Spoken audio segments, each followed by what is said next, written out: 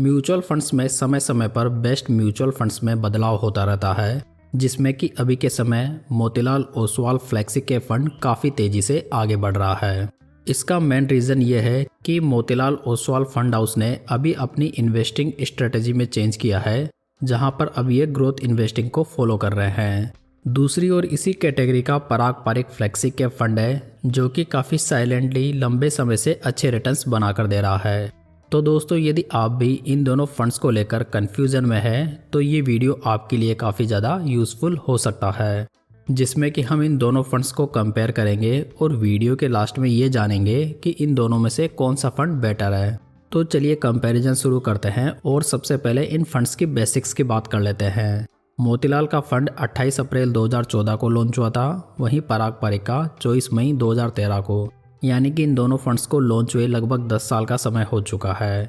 ये दोनों fund benchmark के रूप में निफ्टी 500 TRI को फॉलो करते हैं। वहीं बात करें AUM की तो ये मोतीलाल का 12,024 करोड़ रुपीज़ है, वहीं पराग पारिक का 81,919 करोड़ रुपीज़ का AUM हो चुका है।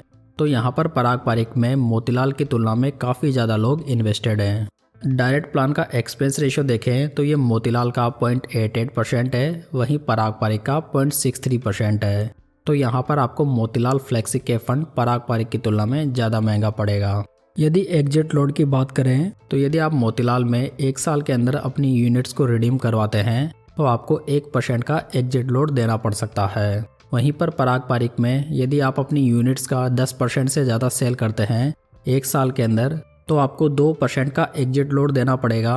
वहीं पर यदि आप 2 साल के अंदर सेल करते हैं तो आपको 1% का एग्जिट लोड देना पड़ेगा।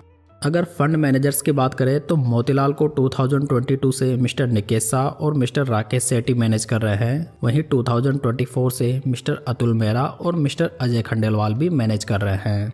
पराग पारिक की बात करें तो इसे 2013 से मिस्टर राजीव ठक्कर, 2016 से मिस्टर राज मेहता, 2022 से मिस्टर रकून ताराचंदानी और 2023 से मिस मानसी मैनेज कर रही है। तो दोस्तों, यहाँ पर फंड मैनेजर स्टेबिलिटी के मामले में पराग पारिक का फंड ज़्यादा बेटर लग रहा है। हालांकि जब से निकेश शाह और राकेश सेठी ने मोतीलाल फंड हाउस को मैनेज करना शुरू किया है तब से ये फंड बहुत ही बढ़िया रिटर्न्स बनाकर दे रहा है। चलिए दोस्तों, अब इन फंड्स को रिटर्न्स के बेसिस पर वैल्यू करते हैं। यदि इन दोनों फंड्स में 5000 की मंथली SIP 10 साल पहले स्टार्ट की गई होती तो आज टोटल इन्वेस्टमेंट 6 लाख रुपए का होता, जिसकी मेच्योरिटी वैल्यू मोतीलाल में 15,36,000 रुपीज़ होती, वहीं पराग पारिक में 18,57,000 रुपीज़ की। तो यहाँ पर SIP के मामले में पराग पारिक के रिटर्न्स मोतीलाल के कंपेरेटिवली काफ़ी बढ़िया रहे हैं। दूसरी ओर यदि 10 साल पहले 1 लाख रुपए इन दोनों फंड्स में लमसम इन्वेस्ट किए गए होते तो आज उसकी मेच्योरिटी वैल्यू मोतीलाल में 4,47,000 रुपीज़ होती, वहीं पर पराग पारिक में 5,50,000 रुपीज़। तो लमसम के मामले में भी पराग पारिक के रिटर्न्स बेटर रहे हैं। चलिए अब इन दोनों फंड्स के रोलिंग रिटर्न्स को कंपेयर कर लेते हैं। यदि लास्ट 10 ईयर्स के रिटर्न्स की बात करें तो ये मोतीलाल के 16.24% के हैं, वहीं पर पराग पारिक के 18.66% हैं। दोस्तों, आप यहाँ पर साइड में बेंचमार्क और कैटेगरी एवरेज के रिटर्न्स को भी देख सकते हैं। लास्ट 5 ईयर्स के रिटर्न्स की बात करें तो मोतीलाल के ये 19.88% के हैं, वहीं पर पराग पारिक के 26.03% के। लास्ट 3 ईयर्स में मोतीलाल के रिटर्न्स 23.65% है, वहीं पर पराग पारिक के 17.73% है। लास्ट 1 ईयर में मोतीलाल के रिटर्न्स 52.95% है, वहीं पर पराग पारिक के 29.74% है। तो यहाँ पर लास्ट 10 ईयर्स में दोनों फंड्स ने बहुत ही बढ़िया रिटर्न्स डिलीवर किए हैं, जहाँ पर मोतीलाल ने फ्लेक्सी कैप कैटेगरी में 3rd रैंक अचीव की है, वहीं पर पराग पारिक की रैंक 2nd रही है। साथ ही दोस्तों, दोनों फंड्स ने बेंचमार्क और कैटेगरी एवरेज के रिटर्न्स को भी बीट किया है, जो कि किसी एक्टिव फंड में बहुत ही इंपॉर्टेंट हो जाता है। हालांकि यदि आप इन रिटर्न्स को गौर से देखेंगे तो यहाँ पर आपको पराग पारिक थ्रू आउट कंसिस्टेंट दिखाई देगा, वहीं पर मोतीलाल ओसवाल के फ्लेक्सी कैप फंड ने पिछले 3 साल में ही तेज रफ्तार पकड़ी है। चलिए अब इन दोनों फंड्स के रिस्क रेशियोज भी देख लेते हैं। अल्फा की बात करें तो ये मोतीलाल का 7.44% है, वहीं पर पराग पारिक का 3.51% है। अल्फा रेशियो जो होता है वो बेंचमार्क से अधिक बनाए गए रिटर्न्स को इंडिकेट करता है, तो यहाँ पर मोतीलाल का फंड बेंचमार्क से अधिक रिटर्न्स बनाकर दे रहा है। बीटा की बात करें तो ये मोतीलाल का 0.86 है, वहीं पर पराग पारिक का 0.71 है। बीटा रेशियो जो होता है वो फंड की वॉलेटिलिटी को मेजर करता है, तो यहाँ पर मोतीलाल का फंड ज़्यादा वॉलेटाइल फंड है। शार्प रेशियो की बात करें तो मोतीलाल का ये 1.20 है, वहीं पर पराग पारिक का 1.01 है। शार्प रेशियो ये बताता है कि फंड कितने रिस्क फ्री रिटर्न्स बनाकर दे रहा है, तो यहाँ पर भी शार्प रेशियो मोतीलाल का बेटर है। स्टैंडर्ड डेविएशन की बात करें तो ये मोतीलाल का 13.84 है, वहीं पर पराग पारिक का 11.05 है। स्टैंडर्ड डेविएशन रेशियो ये बताता है कि फंड के जो रिटर्न्स है वो उसके हिस्टोरिकल एवरेज रिटर्न से कितने ज़्यादा डेविएट हो सकते हैं। तो यहाँ पर पराग पारिक की रेंज थोड़ी कम है, तो यहाँ पर ये थोड़े कम रिटर्न्स बना रहा है, जबकि मोतीलाल की रेंज थोड़ी ज़्यादा है, जो कि थोड़ा वोलेटाइल जरूर है लेकिन बेटर रिटर्न्स बना कर दे रहा है। तो कुल मिलाकर यदि देखा जाए तो रिस्क रेशियोज में तो मोतीलाल का फंड पराग पारिक पर पूरी तरह से हावी है। हालांकि ये जो रिस्क रेशियोज होते हैं वो लास्ट 3 ईयर्स के होते हैं, जहाँ पर कि मोतीलाल का फंड ऑब्वियसली बेटर परफॉर्म कर रहा है, लेकिन पराग पारिक का फंड कैटेगरी का सबसे लोएस्ट वोलेटाइल फंड है।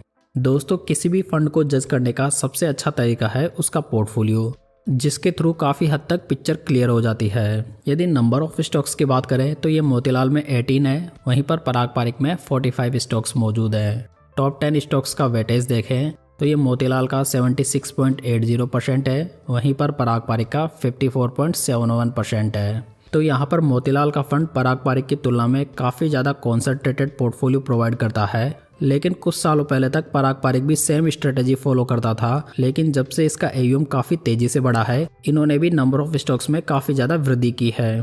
पोर्टफोलियो का PB रेशियो देखें तो ये मोतीलाल का 6.08 है, वहीं पर पराग पारिक का 3.64 है। PE रेशियो की बात करें तो ये मोतीलाल का 59.97 है, वहीं पर पराग पारिक का 18.90 है। तो दोस्तों, यहाँ पर ग्रोथ इन्वेस्टिंग को फॉलो करने की वजह से मोतीलाल का वैल्यूएशन पराग पारिक की तुलना में काफ़ी ज़्यादा दिखाई दे रहा है। टर्नओवर रेशियो की बात करें तो ये मोतीलाल का 155% है, वहीं पर पराग पारिक का 11.49% है।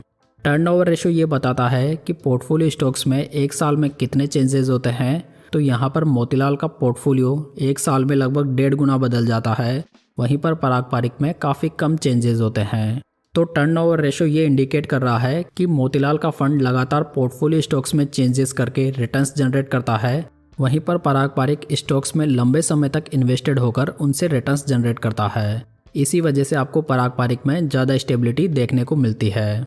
दोस्तों, आप इन दोनों फंड्स का एसेट एलोकेशन यहाँ पर देख सकते हैं। तो यहाँ पर मोतीलाल ने large and mid cap companies में 50-50% एक्सपोजर लिया हुआ है, वहीं पर पराग पारिक काफ़ी सेफ प्ले कर रहा है, जहां पर उसने 89% से भी ज़्यादा का एलोकेशन सिर्फ लार्ज कैप कंपनीज में लिया हुआ है। यदि सेक्टर वाइज एलोकेशन देखें तो मोतीलाल ने टेक्नोलॉजी, सर्विसेज, फाइनेंशियल, ऑटोमोबाइल और कैपिटल गुड्स में हाईएस्ट एक्सपोजर बनाया हुआ है। पराग पारिक की बात करें तो इन्होंने फाइनेंशियल, सर्विसेज, टेक्नोलॉजी, एनर्जी और मटेरियल में हाईएस्ट एक्सपोजर लिया हुआ है। तो यहाँ पर पराग पारिक ने फाइनेंशियल सेक्टर में मोर देन 34% का एक्सपोजर लिया हुआ है, जो कि ये दर्शाता है कि ये फंड अभी फाइनेंशियल सेक्टर में काफ़ी ज़्यादा बुलिश है। लेकिन दूसरी ओर यदि ये सेक्टर आने वाले टाइम में थोड़ा भी अंडर परफॉर्म करता है तो इस फंड के रिटर्न्स भी सफ़र कर सकते हैं। दोस्तों, आप इन दोनों फंड्स की टॉप 15 स्टॉक्स की होल्डिंग यहाँ पर देख सकते हैं, जिसमें कि मोतीलाल में आपको पॉलीकैब, ट्रेंट, कल्याण ज्वेलर्स, जियो और परसिस्टेंट सिस्टम जैसी मोमेंटम वाली कंपनीज देखने को मिल जाएगी। वहीं दूसरी ओर पराग पारिक में आपको HDFC bank, Bajaj holding, Facebook, Google और माइक्रोसॉफ्ट जैसी बेहतरीन कंपनियां देखने को मिल जाएगी। मतलब यह है कि मोतीलाल उन स्टॉक्स को फॉलो करता है जो कि अभी अच्छे रिटर्न्स बनाकर दे रहे हैं, वहीं पर पराग पारिक स्टेबल कंपनीज को अधिक प्रायोरिटी देता है। यदि रेटिंग की बात करें तो क्रिसिल ने मोतीलाल को 5 स्टार से, वहीं पर पराग पारिक को 3 स्टार से रेट किया है। वैल्यू रिसर्च की बात करें तो इन्होंने मोतीलाल को 3 स्टार से, वहीं पर पराग पारिक को 5 स्टार से रेट किया हुआ है। दोस्तों, किए गए कंप्लीट एनालिसिस के बाद देखें तो दोनों फंड्स काफ़ी अच्छे फंड्स हैं। हालांकि दोनों फंड्स की स्ट्रेटजी बिल्कुल अलग है, जिसमें कि मोतीलाल ओसवाल काफ़ी अग्रेसिव फंड है, जिसमें कि ओनली 18 स्टॉक्स मौजूद है, वो भी वो स्टॉक्स हैं जो कि प्रेजेंटली अच्छा कर रहे हैं। इसी वजह से ये फंड मोमेंटम इन्वेस्टिंग की रिस्क को जरूर कैरी करता है। दूसरी ओर पराग पारिक का फंड बिल्कुल ट्रेडिशनल इन्वेस्टिंग को फॉलो करता है, जिसमें कि आपको ग्लोबल मार्केट का एक्सपोजर भी मिल जाता है। यदि सिर्फ 2-3 साल के पर्सपेक्टिव से देखें तो यहाँ पर मोतीलाल ओसवाल का फंड शायद पराग पारिक से काफ़ी बेटर रिटर्न्स बनाकर दें, लेकिन यदि लॉन्ग टर्म की बात करें तो यहाँ पर धीरे धीरे रिटर्न्स एडजस्ट हो सकते हैं। इसलिए यदि आपको स्टेबिलिटी के साथ में जाना है तो यहाँ पर पराग पारिक को कंसिडर किया जा सकता है। वहीं पर आप थोड़ा एग्रेसिव प्ले करना चाहते हैं तो आप मोतीलाल ओसवाल फ्लेक्सी के फंड को भी देख सकते हैं। तो दोस्तों उम्मीद करता हूँ कि ये जानकारी आपको पसंद आई होगी। वीडियो अच्छा लगा हो तो इसे लाइक, कमेंट और शेयर जरूर कीजिएगा। साथ ही इस चैनल को सब्सक्राइब जरूर कर लीजिएगा। तो चलिए दोस्तों फिर मिलते हैं किसी नई जानकारी के साथ।